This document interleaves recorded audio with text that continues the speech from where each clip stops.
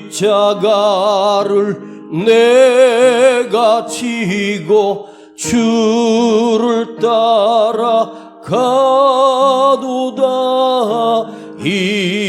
이제부터 예수로만 나의 법에 삼겠네. 세상에서 부귀영화 모두 잃어버려도 주의 평안 내가 받고 영생복을 얻겠네. 주도 곤욕 당했으니 나도 곤욕 당하리. 세상 친구 간사하되 예수 진실하도다. 예수 나를 사랑하사 빛난 얼굴 배시면 원수들이 미워하나 염려할 것 없도다. 내가 핍박 당할 때에 주의 품에 안기고 세상 고초 당할수록 많은 위로 받겠네. 주가 주신 기쁨 외에 기뻐할 것 무엇이야. 주가 나를 사랑하니 기뻐할 것뿐일세.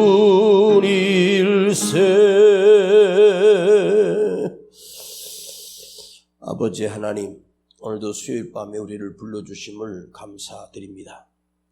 오늘 이 수요일 밤에 주님 앞에 예배하는 이 거룩한 시간, 주님이 주님의 이름으로 모인 우리의 모임을 기억하시고 이전에 주의 영이, 주의 성령이 함께 하시고 우리 각자 심령 속에 크신 은총을 더하여 주시고 기쁨을 주시며 주님을 닮는 시간 되게 하시고 진리의 말씀으로 내 삶을 살아갈 수 있도록 나를 깨닫게 하여 주옵소서.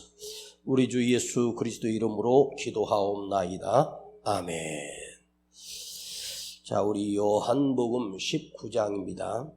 요한복음 19장. 요한복음 19장 23절과 24절 보시겠습니다. 요한복음 19장 23절과 24절 두 절을 보겠습니다. 요한복음 19장 23절과 24절 두 절을 보겠습니다. 군병들이 예수를 십자가에 못 박고 그 옷을 취하여 네 깃에 나눠 각각 한 깃씩 얻고 속옷도 취하니 이 속옷은 호지 아니하고 위에서부터 통으로 짠 것이라. 군병들이 서로 말하되 이것을 찢지 말고 누가 얻나 제비 뽑자 하니 이는 성경에 저희가 내 옷을 나누고 내 옷을 제비 뽑나이다 한 것을 응하게 하려 함이로라. 군병들이 이런 일을 하고.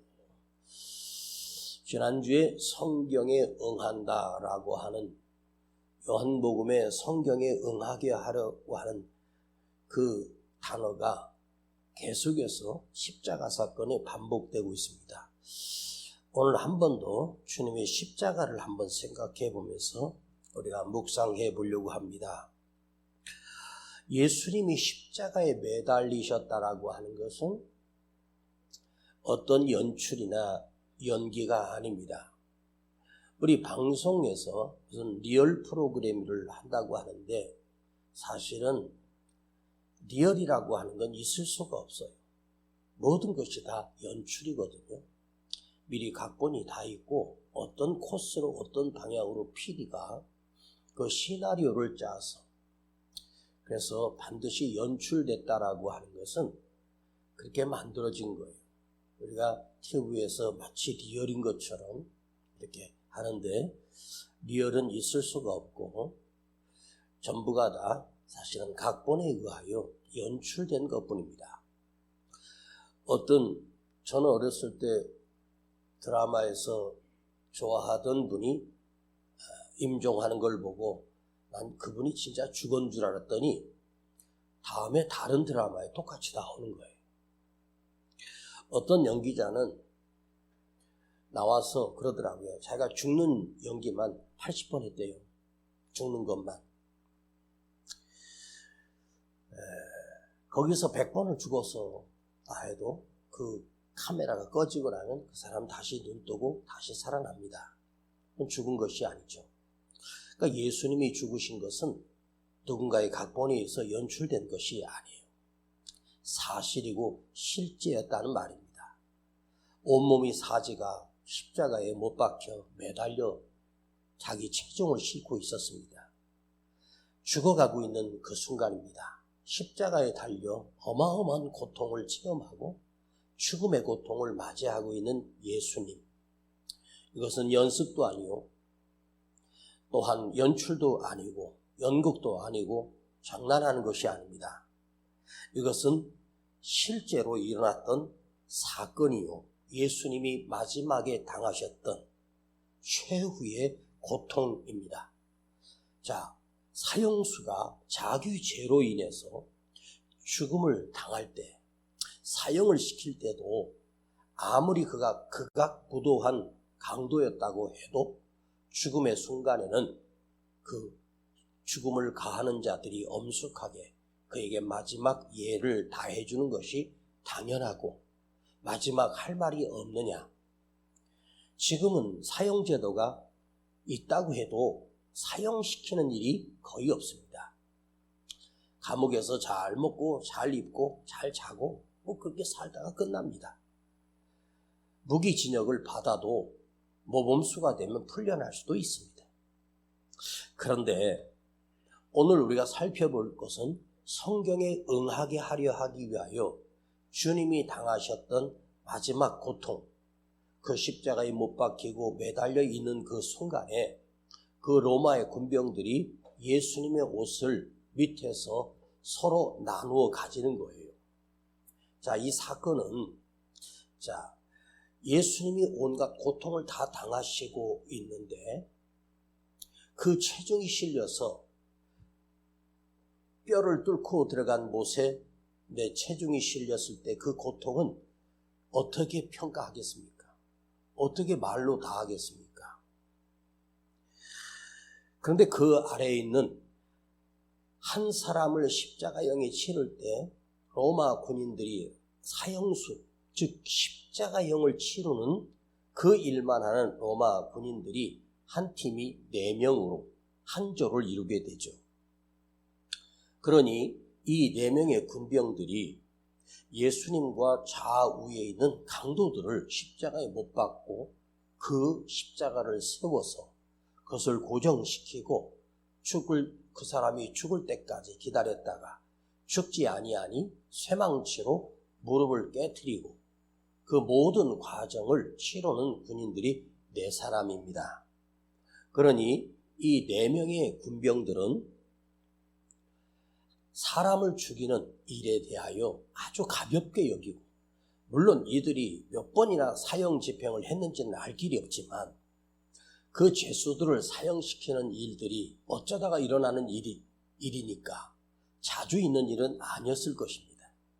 그들은 자기가 사람을 죽이고 싶어서 죽이는 건 아니에요.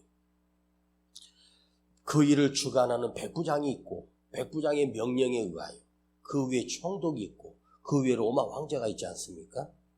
그것을 명령해서 그들은 사람을 죽이는 일을 통해서 자기가 먹고 살게 되고 또 뭔가 월급을 받든지 수고비를 받게 될 거예요.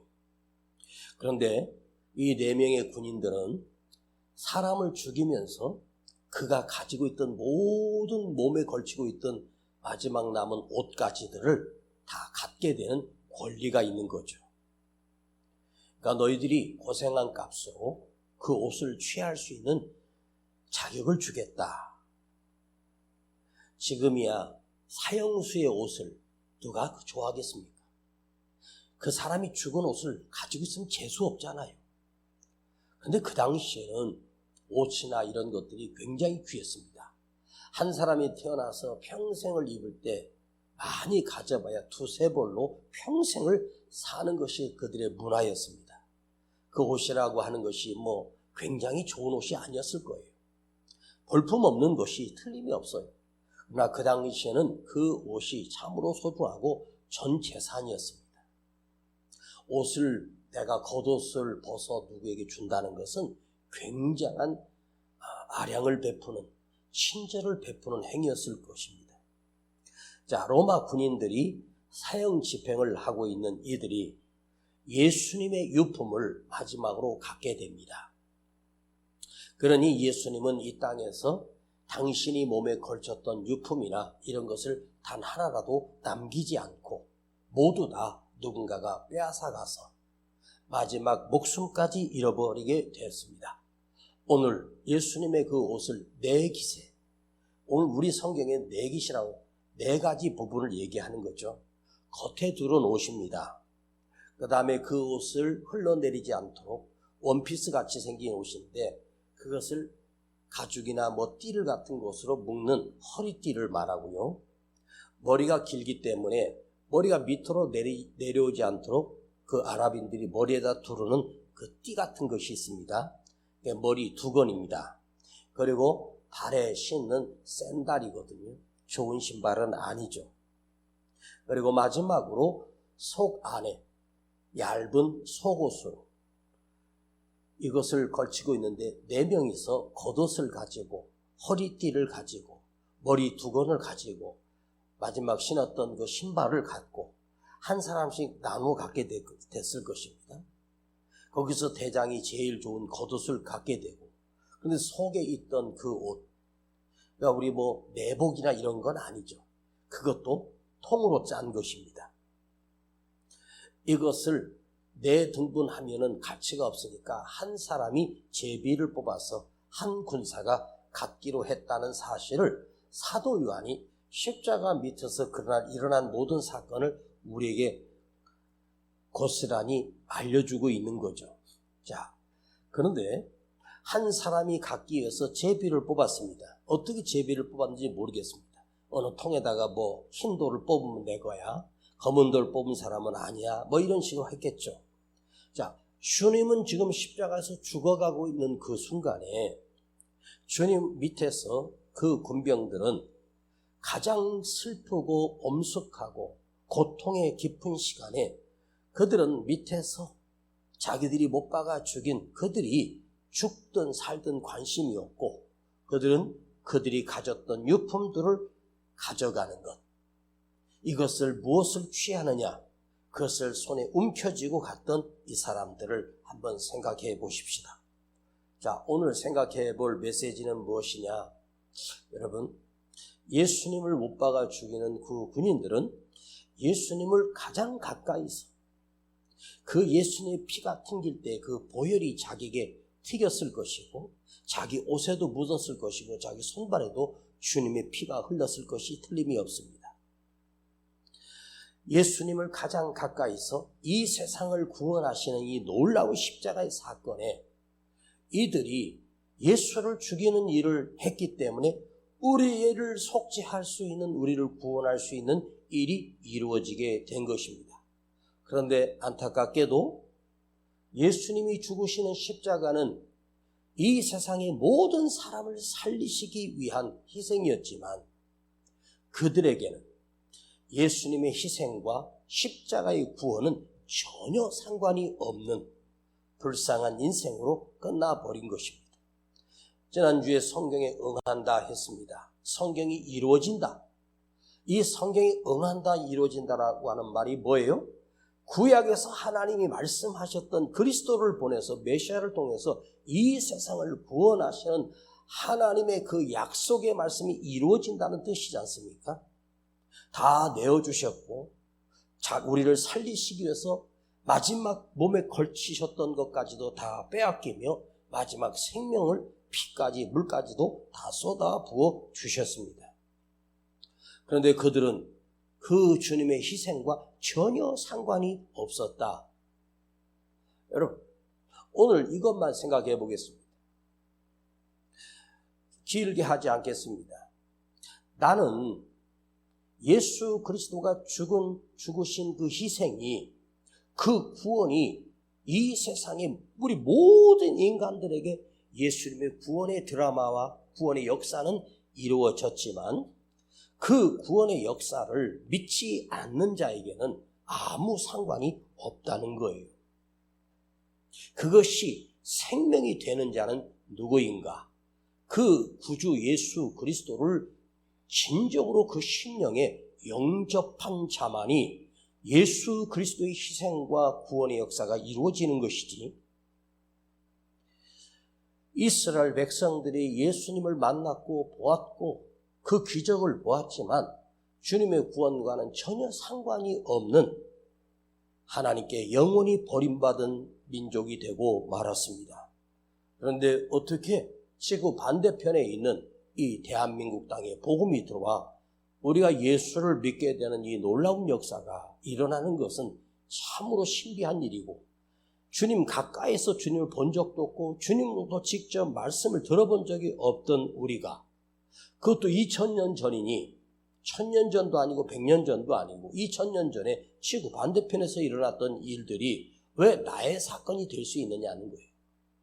그들은 가까이서 주님을 배웠고 주님이 죽으시는 신음소리를 들었고 내가 목마르다, 다 이뤘다, 그 음성을 친히 들었지만 그들과 구원과는 아무 상관이 없고, 그들은 단지 그 사형수의 옷을 취하는 것으로, 그가 가진 것을 자기 손에 움켜쥐는 것으로 즐거워하고 기뻐하며 돌아가는 불쌍한 인생들이었습니다. 자, 우리 주님은 이 땅에서 지금 살아가는 모든 사람들에게 동일하게 비를 내려주시고 햇빛을 내려주시고 좋은 산소와 공기를 공급해 주시고 그 삶에 건강을 주시며 그 삶이 살아갈 수 있도록 우리 하나님은 지금도 온 세상에 동일하게 누군가에게 누구도 차별하지 않고 일방적인 하나님의 은혜가 이 세상 모든 사람들이 다 비춰주고 있어요. 그러나 그 하나님의 은총과 은혜를 아는 자가 없죠.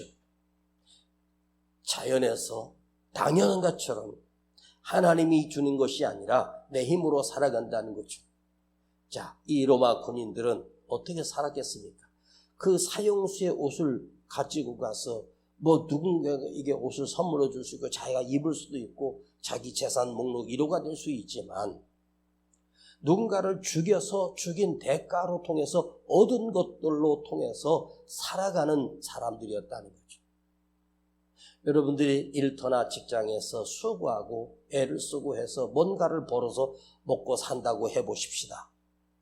그것이 내가 더 잘 살고 더 잘 먹고 잘 있기 위해서의 과정이 아니라 우리 주님이 희생으로 인해서 누군가를 살려내고 당신의 모든 것을 다 주셔서 마지막 입은 옷까지도, 그 속옷까지도 다 움켜쥔 그들은 세상에서 무엇이 됐으며 어떻게 되었겠습니까?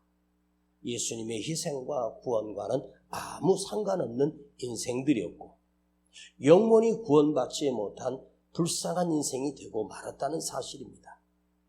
오늘 우리는 옆에서 본 적도 없고 만난 적도 없지만 하나님의 말씀을 듣고 그리스도의 자녀가 되고 예수를 믿게 되고 오늘 이 시간 이 진리의 말씀이 우리에게 들려지면서 바로 그 옷이 다 나뉘어지고 찢기시고 피 흘려 죽으신 이 사건이 내가 내 안에 구원의 역사가 일어났다는 사실은 얼마나 큰 축복이요, 얼마나 큰 은총입니까?